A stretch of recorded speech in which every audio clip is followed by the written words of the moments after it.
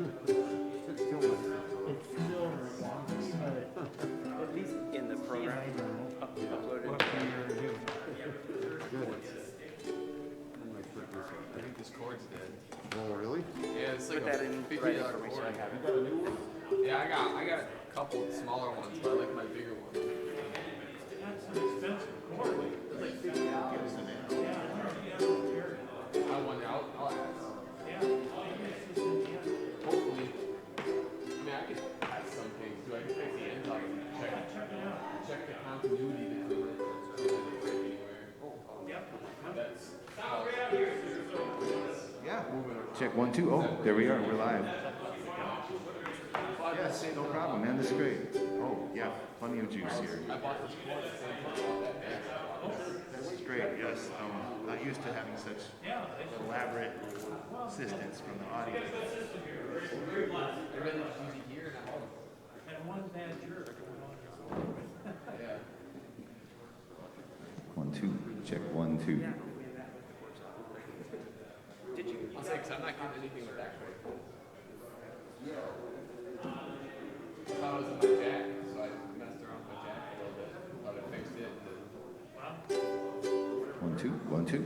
seems to only happen when I'm standing too. If I'm sitting down, I don't get it.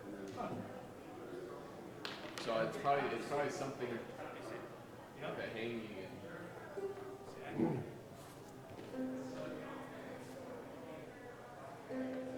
there goes a $50 cord, Jim.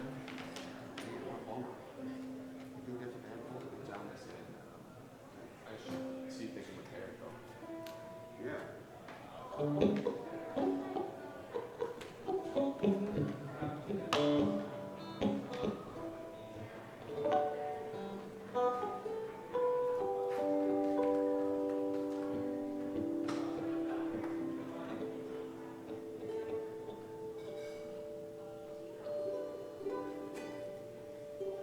I should bring one of my guitars.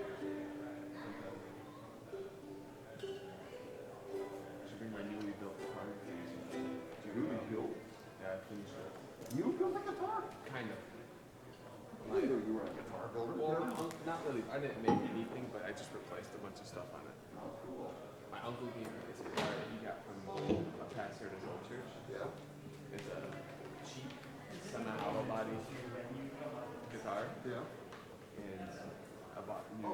He gave me tuners a while back, and I was like, I'll go with those. They're gold Grovers. Gold Grover tuners. Okay, so. I got a nice dovetail on it. It's not accurate, but it's somewhat. Yeah. Your part Put some yeah. That's Tim.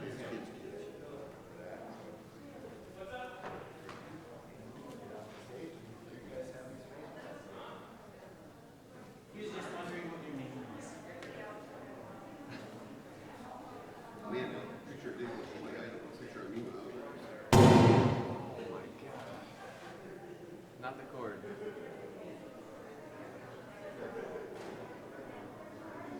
I have no idea what that is then. I have no idea what it is then. Is it working or not? Yeah, it plays. Oh, is it in your guitar? Yeah, so I might get a new jack. So it's not my cord. That's good $50, but Yeah. then inside your guitar would be worse. I don't want to move. All right. So we, go ahead and start the. I don't want to move. I gotta move. All right, Neely Mon. I'm trying to find my forever. We can start playing forever. Okay, it's all rock and roll, right? Okay. Hey, Mary, we're going live.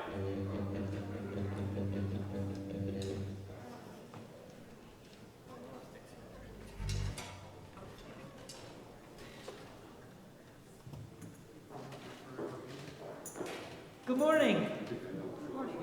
Today we're here to celebrate Dave Bolyard, and if there's one thing that represents Dave, it's music. So we'd like to have you stand and make a joyful noise on our opening two songs, Forever and Alleluia Give the Glory.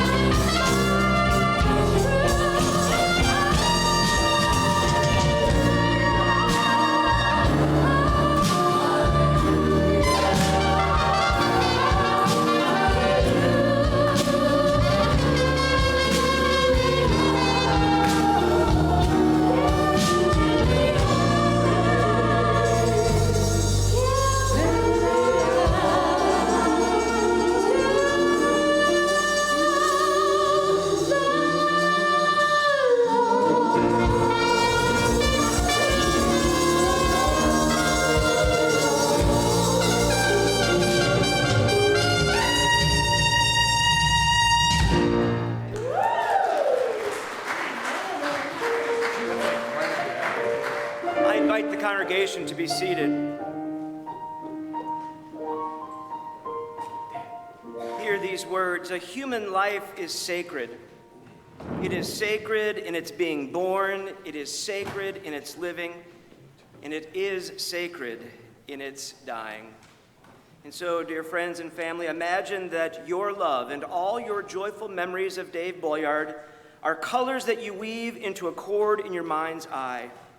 And then envision your cord weaving a circle around this room with all of the other cords holding all of our precious memories of Dave and marking sacred space here in this room, this day at this time. My name is Matt Hadley, and I am the senior pastor here at the United Methodist Church of Whitefish Bay. And if Dave is looking down on the events that are happening here today, I'm sure he was just loving watching the praise band try and assemble at the last minute and make some music together. Dave was a part of that chaos many times, and he never said a word out loud that I could hear, but I'm sure he really loved that, loved the vibe, the energy of that music. And so it's hard for me to be up in front and to look down and see tears, but also laughter, tears and laughter. And there's going to be both throughout this day. There's already been both since Dave actually did pass.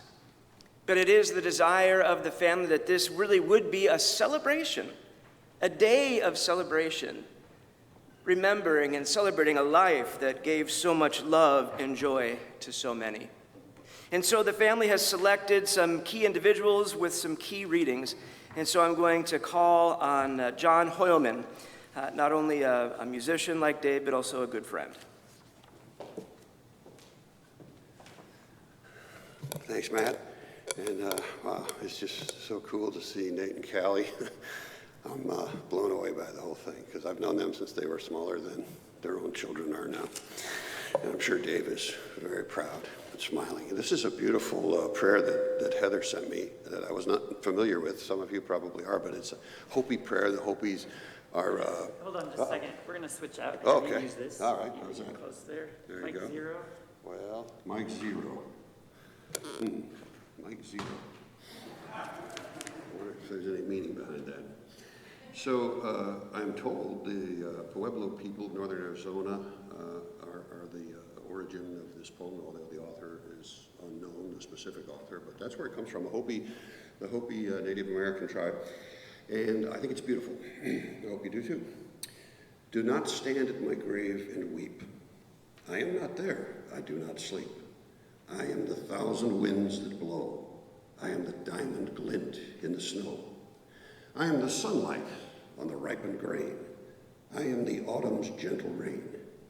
When you awaken in the morning hush, I am the swift uplifting rush of quiet birds in circled flight. I am the soft stars that shine at night.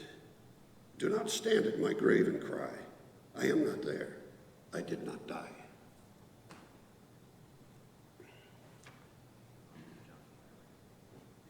I'm told I should do my second reading now as well. This one is a little more familiar. Sorry about my throat here. So this one is from the 14th chapter of John in the New Testament, verse 27. I am leaving you with a gift, peace of mind and heart. And the peace of mind I give is a gift the world cannot give. So don't be troubled or afraid. God bless this reading.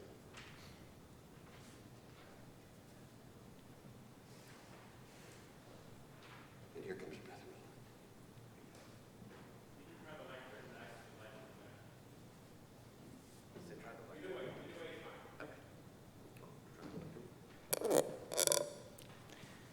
Hi, I'm Bethany Sanchez. I've known Dave since 1976. We were original members of the UWM Frisbee Club.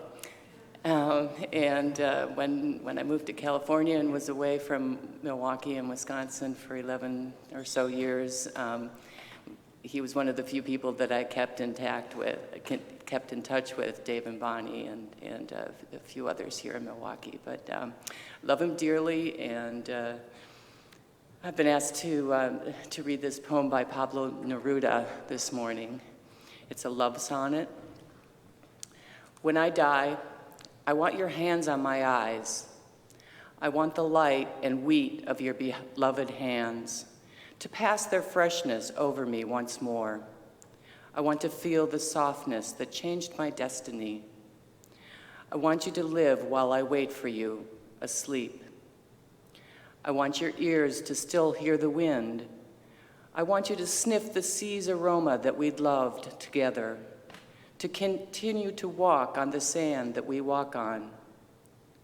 I want what I love to continue to live, and you, whom I love, sang above everything else, to continue to flourish, full-flowered, so that you can teach everything my love directs you to, so that my shadow can travel along in your hair, so that everything can learn the reason for my song.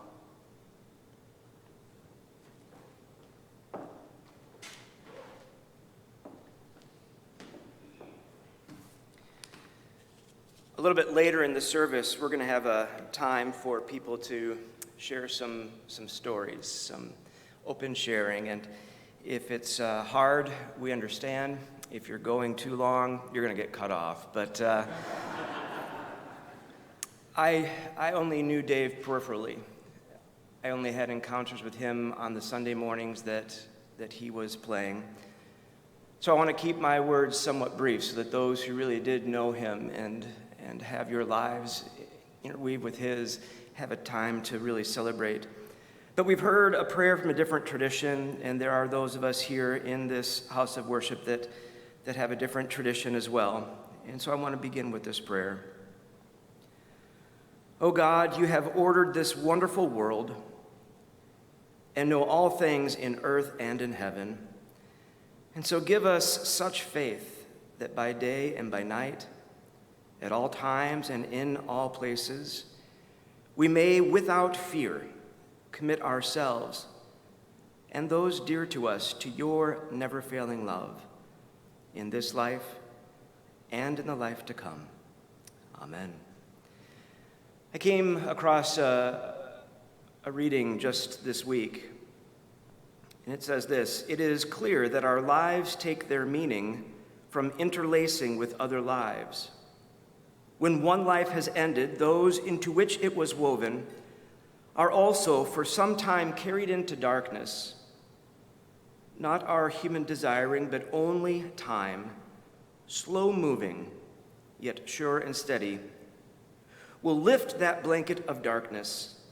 Our task here and now is to celebrate the many strands of living memory that have been woven into our love for Dave. Death. Mitch Albom has two quotes that I love dearly. Death doesn't just take someone, it misses someone else. And in the small distance between being taken and being missed, lives are changed. Death does end a life. Death does not and cannot end a relationship. Life has to end. Love does not. Love remains even after we are gone. And so I'm going to finish my time right at this part of the service with a quote. Life is eternal, and love is immortal, and death is only a horizon, and a horizon is nothing save the limit of our sight. Amen. And so we're going to continue to celebrate Dave's life through song. And so I invite Jeff to come forward.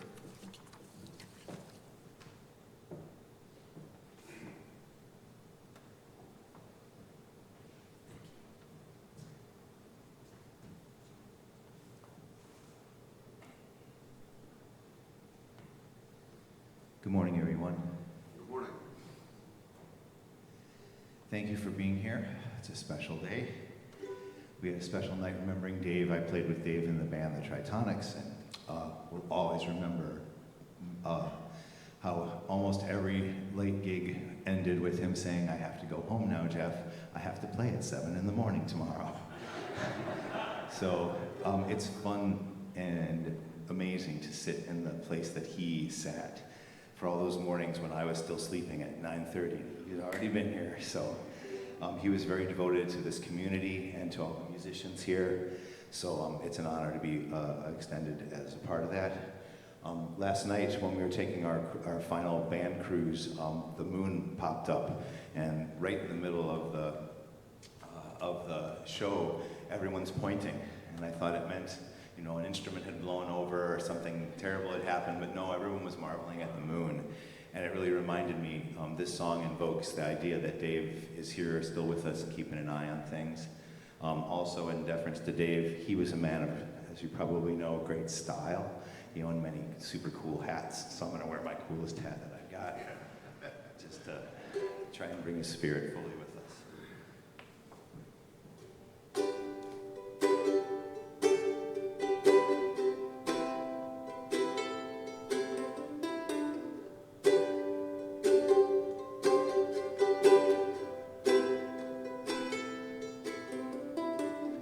Are you still up there looking down on me? Make it so, make it real, make it better. You were the king of pure humility, of a time, of a tune, of a feather. Sit in silence, don't disturb. The cardinal in the window looks so much like your first trip back home. And since your bird has flown, my heart hurts more than you may know. Since the day you left, every day is way more broken than the day before. Plagues and prejudicial blue officials lead us to the brink of civil war. But hiding in your new bright blue destination, now you're everywhere at once. Now you're a radio station that we all want to tune into.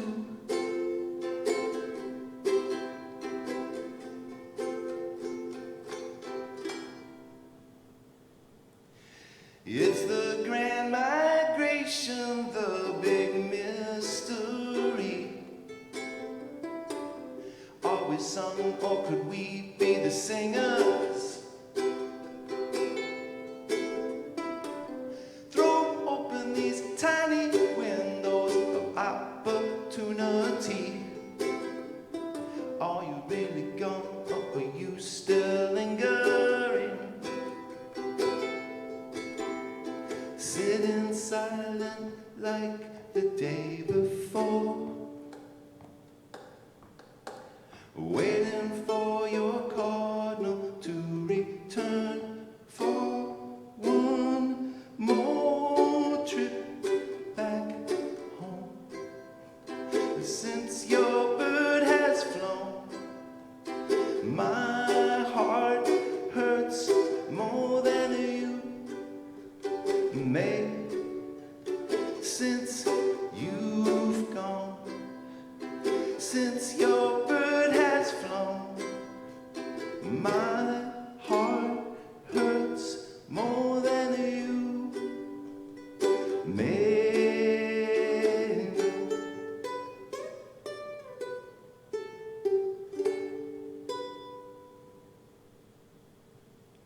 Miss you, Dave. Love you, man.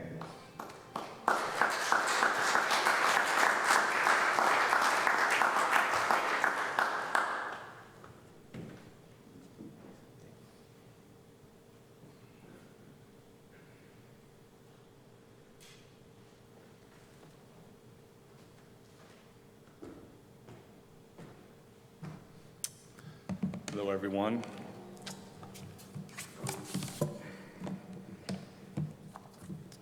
I hope I don't go too long, Pastor.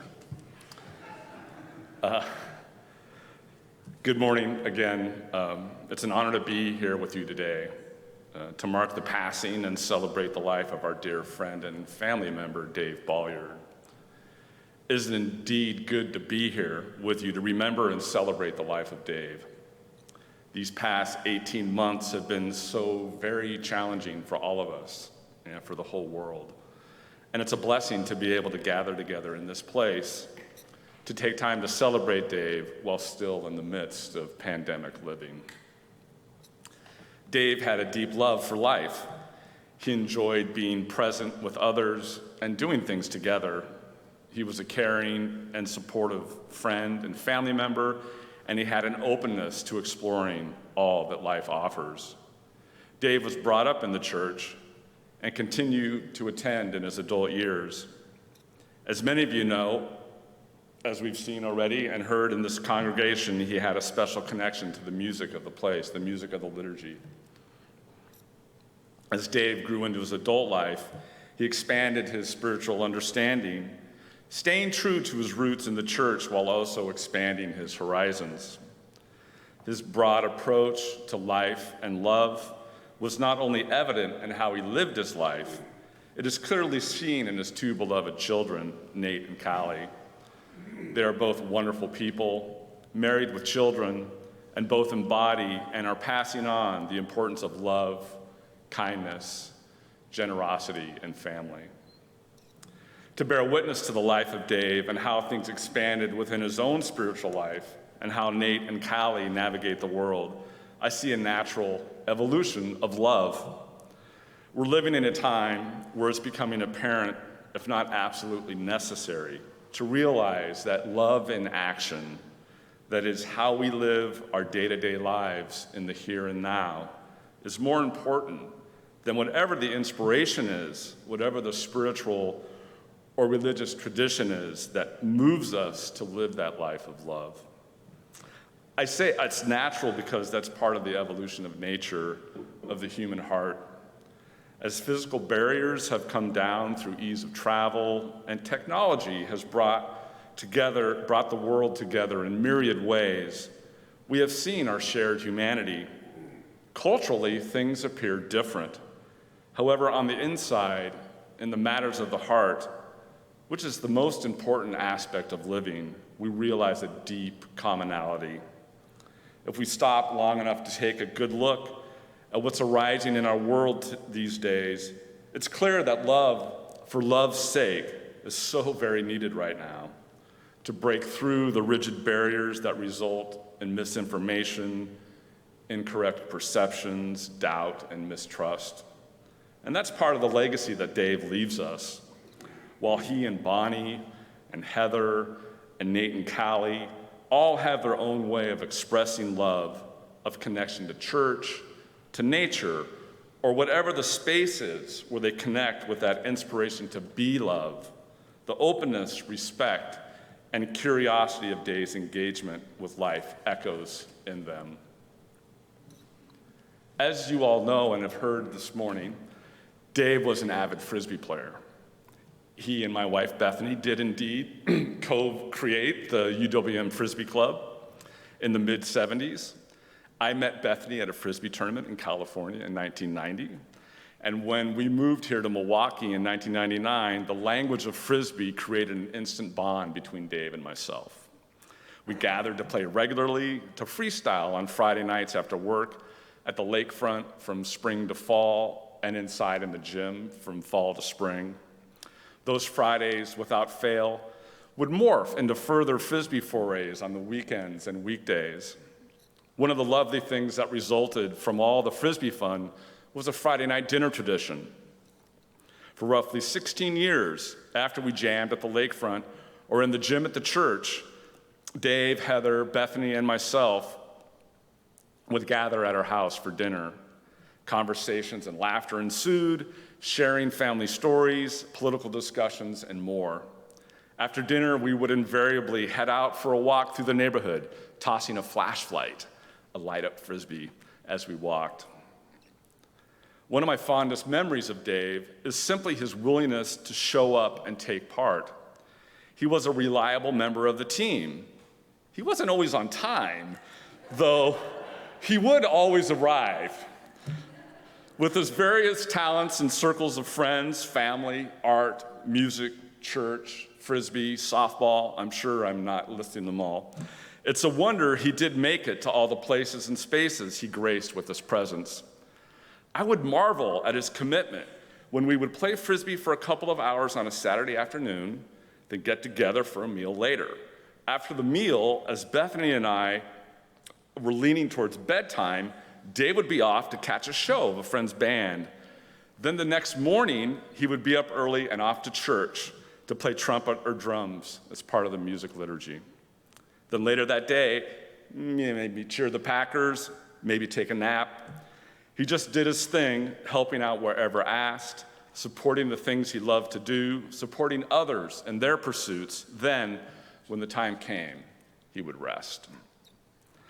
Another fond memory is how Dave carried himself with such style and ease. Never drawing attention to his attire, he was always sharp and coordinated, even when going out to play softball. Okay, sure, he had 150 pairs of socks, numerous pairs of shoes, and more. But hey, when the moment calls for a certain coordinated flair, it's good to have a reservoir of options on hand. I remember once being at Colectivo and admiring one of their new shirts, a white one with black lettering and black piping along the shoulders and sleeves, a simple, subtle design. I almost bought it on the spot, yet for some reason I wavered. 2 days later, we're meeting Dave at Esterbrook Park for a round of golf, and up he strides wearing the same shirt, black shoes, white socks, and a pair of white shorts with a black belt. Needless to say, I bought that shirt the next time I was at Colectivo. When the diagnosis of pancreatic cancer came, Dave initially experienced anger and fear. After he got settled at Fredert and began working with the amazing cancer team there, you could see a shift in his heart from anger and fear to love. There's a reason our wisdom holders, the elders of our spiritual ways, counsel us to reflect on impermanence in general and our own deaths in particular. One, because it's the only sure thing we know will happen in this life. And two, reflecting on death is an exercise in inspiring us to live life to the fullest. This life is so precious, an opportunity to take care of oneself in order to take care of others, to enjoy all the wonderful gifts of nature, the art and music and literature of human endeavors, sport, good food. There are so many blessings in our day-to-day living. And reflecting on death, facing death, tends to put you smack dab in the present, wondering, what do I want to do with my life? How best to take advantage of this amazing opportunity to be alive as a human being on this beautiful planet? Throughout his life, Dave exemplified someone living life to its fullest, following his passions and interests, raising 2 lovely children, enjoying a large circle of friends, really living a blessed life. And when the cancer came, Dave's heart cracked wide open and became a deep reservoir of love, both receiving and giving. He was overwhelmed by all the support and love that came his way from all corners of the lives and ways he had touched in his life. His spirit rode on a tide of loving support and well wishes, and he gave the same. Whenever around him at this time, he exuded a ready warmth of heart and a smile that spoke of friendship and love. This is one of the greatest gifts he gave us, to step up and be open to what had befallen him, to continue life as fully as he could, to be there for Heather, Jerry and Elton, for Nate and Callie, and grandsons Charlie and Chase, to continue to be a kind and loving person. As Dave's journey with pancreatic cancer continued, and the surgery he had did not result in a hoped-for longer relief, He continued to do what he could to enjoy living. We would still gather at Estabrook Park to play a round of Frisbee golf. He would smile and tell stories, moving slowly down the fairway. At each tee box, he would sit on the bench and rest. These were precious moments, to be with our dear friend as the body faded away and the spirit grew strong. As his time got shorter and shorter, Dave was not able to make it through a whole round on the course. He did what he could, taking advantage of what precious moments he had left to do one of the things he dearly loved, playing Frisbee sports. Here are some lines from Walt Whitman's poem, Song of Myself. I wish I could translate the hints about the dead young men and women, and the hints about old men and mothers, and the offspring taken soon out of their laps. What do you think has become of the young and old men? And what do you think has become of the women and children? They are alive and well somewhere. The smallest sprout shows there is really no death. And if ever there was, it led forward life. It does not wait at the end to arrest it and cease the moment life appeared. All goes onward and outward. Nothing collapses. And to die is different from what anyone supposed, and luckier. Without impermanence, the baby will not become the youth, the adolescent, the teenager, the adult. Without impermanence, nothing would happen. As the poet sings, the end of things is the beginning of things. Flowers wilt and end up in the compost, which in turn nourishes the soil that grows the flowers. Dave's physical life with us ended, and his spiritual life with us began, and Reed Belmer came into the world. There are moments when death is welcome, at the end of a debilitating cancer illness, or watching a loved one fade away from Alzheimer's. In those circumstances, death appears as a blessed relief from suffering, a relief from the clutches of pain and unbearable discomfort. That doesn't make it any easier on those left behind, though there is something there, something to sit and reflect upon. With Dave's passing, there was a lot of relief for him that his pain and suffering was over. And there was a lot of sadness and grief at the loss of such a dear friend. And that feeling of grief, of loss, of sadness calls out to be expressed. That grief is a song of praise for those who have passed. The grief rises because we felt and continue to feel so much love for Dave. The alchemy here is that when we fully express our grief, this praise that rises from love, we also simultaneously live beauty into life. Praising those gone, our love shines through in word and song, in breaking bread with family and friends, in whatever it is you do this day to be fully alive as a human being. Dave would have it no other way, to not waste this precious opportunity to embrace and live life in love, fellowship, and joy. The smallest sprout shows there is really no death, and if ever there was, it led forward life. The death of family and friends indeed brings forth new life. They live in each one of us as memory, as habit, as grief and praise. I'm sure you've noticed that across all the time and space since Dave has passed, there are moments when he rises in memory and he's here with you. Those memories and the grief and joy they bring come in waves that lap the shores of our daily lives. When a loved one is lost, there is no roadmap or timetable for grief, of when to weep and wail, of when to express our grief in whatever way it's calling us to be present to it. The healthy thing is actually to allow ourselves to feel and express grief, to not let it go unexpressed, to lay dormant, to harden in the heart. Life calls us to express the loss of someone or something we dearly love.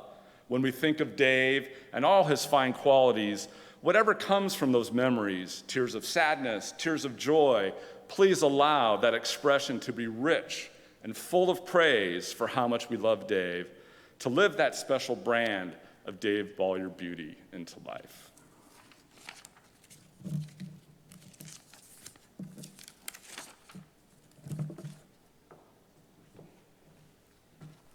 Thank you, Rodney. Love is needed for love's sake, he said. And then he asked us, how do you express it? In what ways can you be love? He also mentioned the children, Callie and Nate. And so I invite Callie to come forward, and Nate.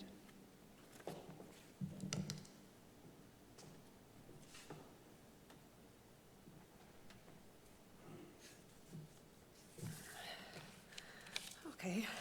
Hi. Get a little nervous up here. Yeah, so I'm Callie. I know you all. Thank you, Rodney. That meant more than you can ever know. So I'm not a writer or creative as much as my dad was, but I just really felt compelled to write something down. Okay. And this is what it was, and it made sense at the time, and I hope it makes sense today. Titles seem kind of cheesy, but at the top I wrote, "When will I remember?" At first, I remembered all the time. You were just here, and now you're not. How unfair. The whole world seemed upside down, but maybe it was just my world.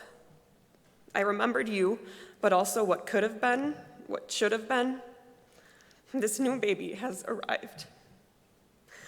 One who loves silly faces and silly voices, bops to music and bangs his hands like he's drumming. My son hears about his grandpa Dave, that person clearly seen in my mind, but never once met by Reed. Can someone be kept alive with words, with stories and pictures, knowing without meeting? I've questioned who I am, how like or unlike you I am. I want to be. I am and I'm not. Remembering when I see myself in the mirror, in the shape of my nose, my face, my long limbs, my hunched shoulders, maybe, maybe not. But I search for the likeness. Remembering you and laughing, and smiling in music, in saying the word dude, in griping about politics. You knew me from my first day, and I knew you. And I think you were proud. You held me alongside your many passions, your many works, your many songs, so much to fill a life. I saw how much you knew. I saw how you welcomed and listened, how you created laughter, how you enjoyed moments. How will we remember all those moments? Everything you brought into our worlds. An impossible task. Too many moments of kindness, coolness, silliness, music, and laughter. Too many to hold. What do I have to remember you? I see our messages, the most recent, planning meetups at that cold, unfriendly healing place. But we sat there eating chips and brownies. You made the nurses smile with your warmth and charm. Even a serious situation couldn't steal your goofiness. I see you in pictures, videos. You're vivid and present there, perfect for reminiscing, but feeling the sting of that vacancy. I have your art, your music, your writings, to remind me of who you once were, the mark you left, the inspiration you felt at some untraceable past time. Sometimes even just a smell, and I remember that cozy River West scent in a bar, an old home, cigarettes and pot and cotton t-shirts and old wood. It suited you well. My mom told me not to say pot.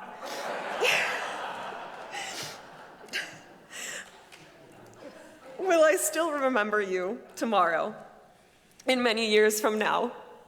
Simultaneously feels like ages, but also only moments since I last saw you. When I hear your music or slow down in our familiar places, you're so present again.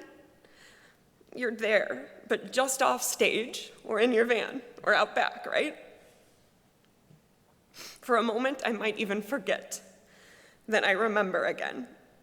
I remember my failings, my regret, this great irony. Now you're gone, and I want you in my life more than ever before. Now I'm the parent. a spouse, a friend, a creator, but without you as the guide I expected. But I remember you right now. I love you, and I miss you. You were a rock, a very, very cool rock, and maybe we all need you now, but it cannot be. So instead, we remember and we continue. My child loves to pound his flat hands rhythmically. Boom, boom, boom, boom, boom. A drummer in the making?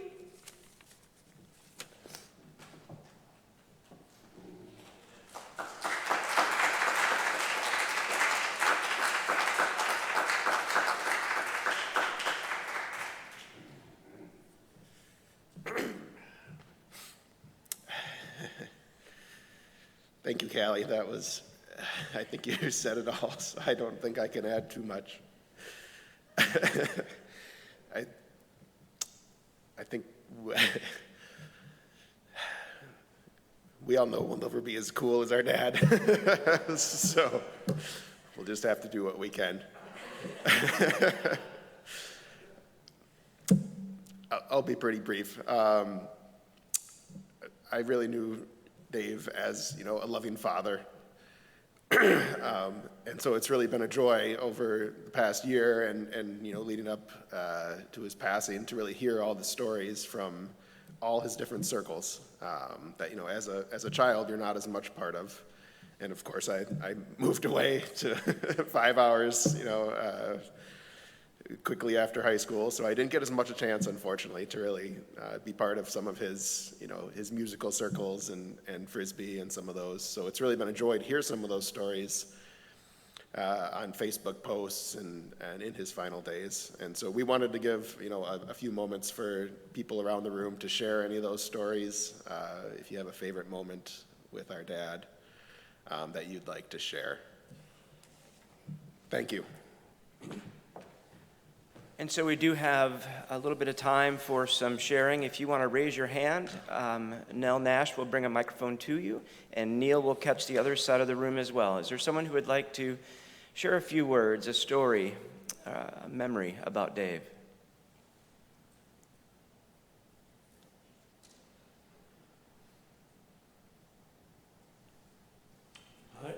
Hi, I'm Heather's stepfather. She's been in my life for a long, long time, made a lot of bad decisions.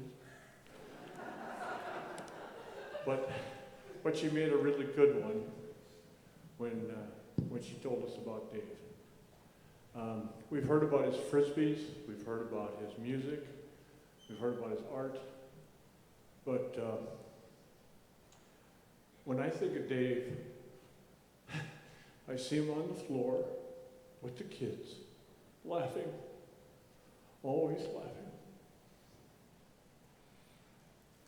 Thank you.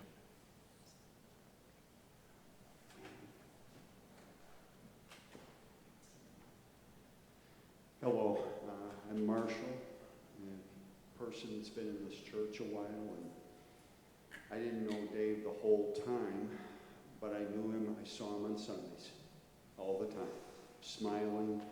We would talk about different things, the depth that's been described of him, of knowledge and so many things. I think that's maybe why we hit it off so well. I like to think that I'm a curious type as well, and have experienced a lot of things. I, for one thing, can relate to Bethany very much because around the same time I left Milwaukee for the Eastern Seaboard for 11 years. So I can relate to that story and have come back now, like her, yes, and everything. It was just a privilege knowing Dave, hearing about his talents, watching, witnessing some of them. I'll just leave with a couple of words. One of my former landladies at a condo complex I lived in Chapel Hill, North Carolina, used to always say about death. And she's been gone about 8 years now. I miss her very deeply, but she always said, when it happens, it's your turn. It's ultimately up to the Lord when we go. We're all on different timetables. In Tennessee Williams, I read a quote from him recently that said, we're all given voyages in this life. Go on it. What else is there to do? And Dave did that and then some. Thank you. Are there others who would like to share a word? Yep. My name is Larry Mackey. Excuse me. I didn't know Dave very well. We alternated on drums the contemporary service during the 2000s, and we played together on the softball team. And it was funny to hear about the on time, because usually about the second or third inning before Dave showed up. But he was we're always grateful to have him there because he was was quite a competitor. And when I think about Dave, the thing I think about most is as a drummer, someone who's been playing for most of his life, I've known a lot of musicians, but there are very few, I could count maybe on one hand, that I would consider a cat. And Dave is a cat.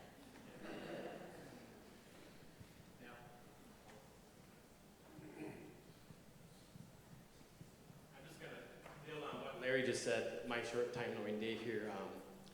But one of the greatest things that happened to me with Dave, clearly this church is very welcoming, and I felt very welcome to when I came here to play drums, and the band was great. And we had the greatest conversations about just drumming and getting that feeling when you're playing. And when we got the new drum set up there, I came in, there was an acoustic drum set back there, which clearly was his groove. But we got the electric one. He came in, he's like, whoa, wow. We had a great time just talking about it and learning about how to use it. And then about 2 months later, we had no clue that both of us played trumpet. So Neil sets up the Messiah for the Christmas, and we all show up, and we're like, wait, you played? Well, and we just had a great laugh, a great time.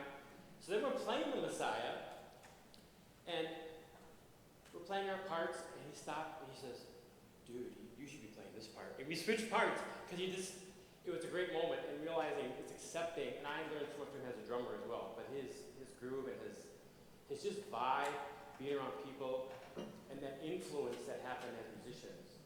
It was just instant and loving and all-encompassing, and it made us all better musicians. So, God bless.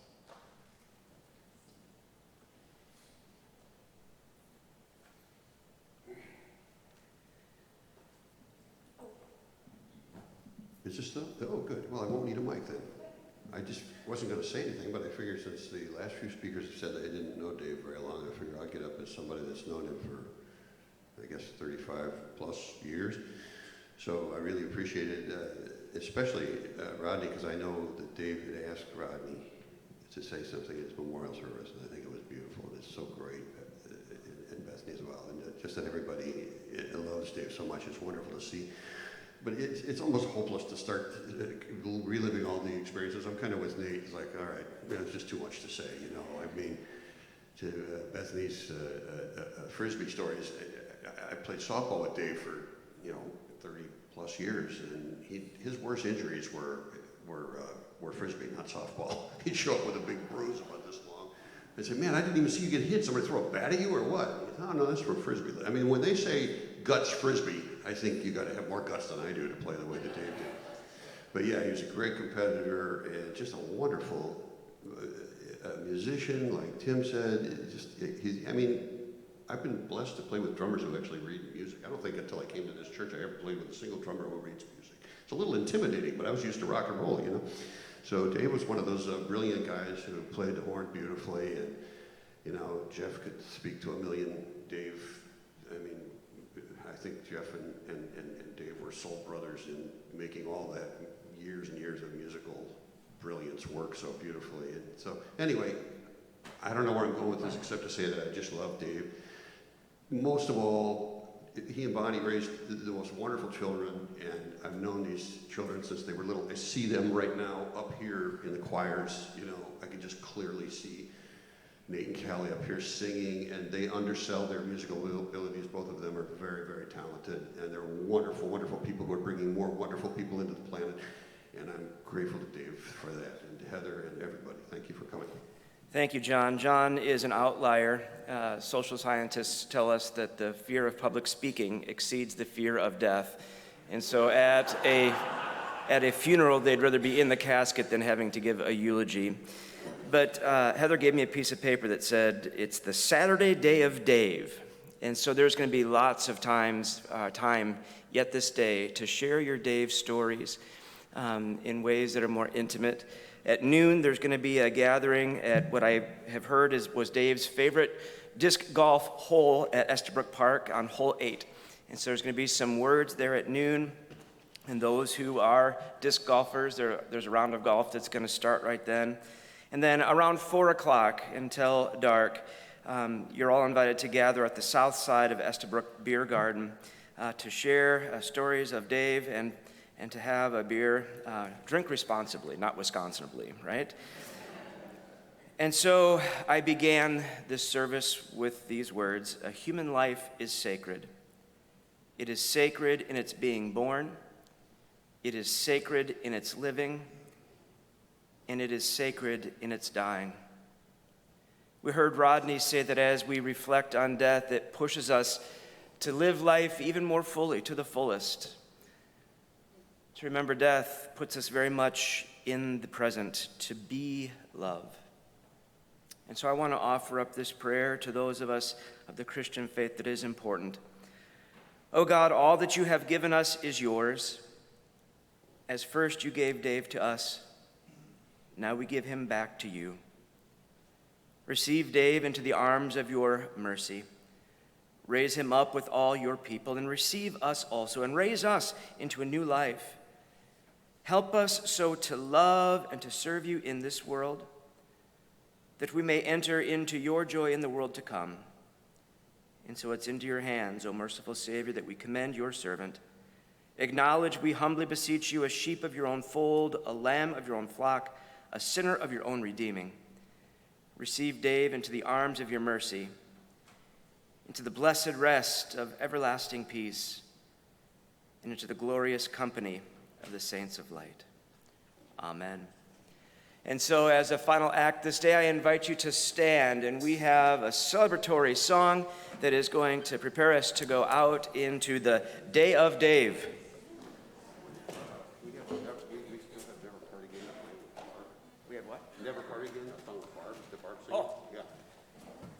Okay, it was not on my list. So just pretend this is a Catholic church. You stand up and you sit down. Well, it's all in the spirit of Dave. That's right. I mean, Matt is excellent at this too. Matt and Dave are two of a kind. They just roll with it, you know. So this song, Rodney hinted as to some of the inspiration for this song. I believe it was your words were, when the pain and suffering ends, you know, this is the beginning of a new thing. So this song goes with that, and I'm so happy that Barb Armstrong is able to sing this because it requires a soprano. Did you want to say? Oh, yeah, you're good here. Let's see. Where's this microphone?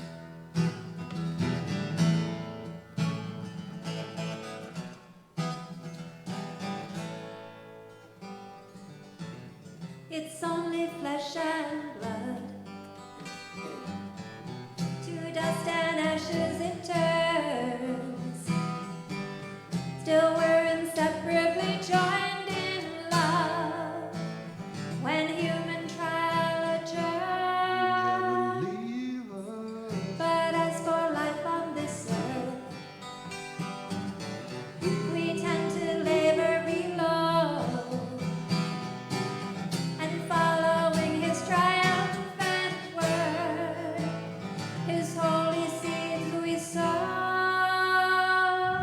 When our lives are finally over, and our pain and suffering end, when we meet on that eternal shore, we'll never part, we'll never part again.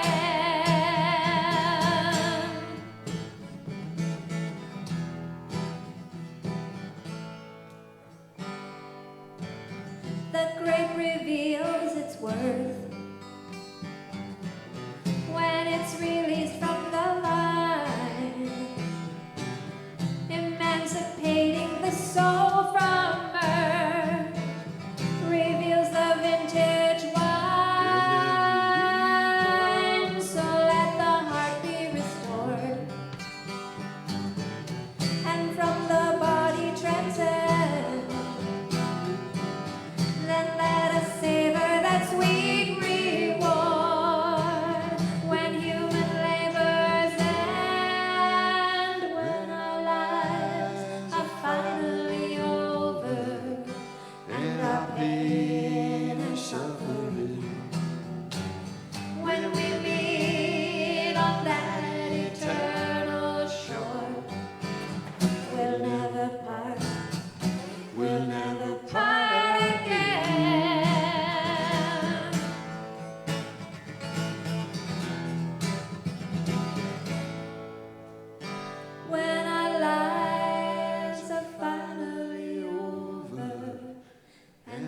pain and suffering. When we meet on that eternal shore, We'll never part. we'll never part again. We'll never part again. We'll never part again. We'll never part again. We'll never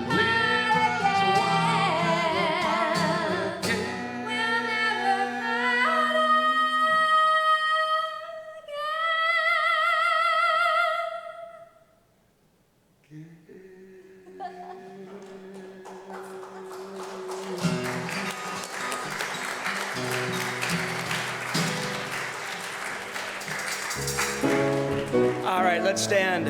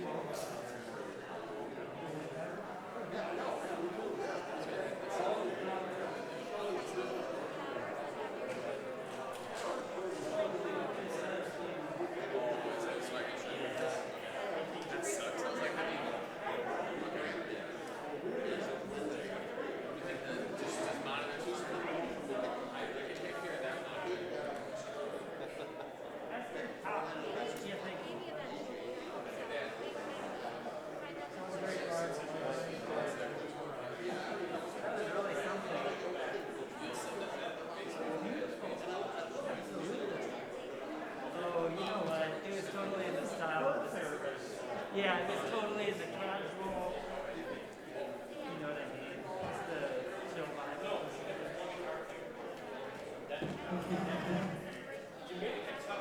Oh, that was so poignant. Incredible.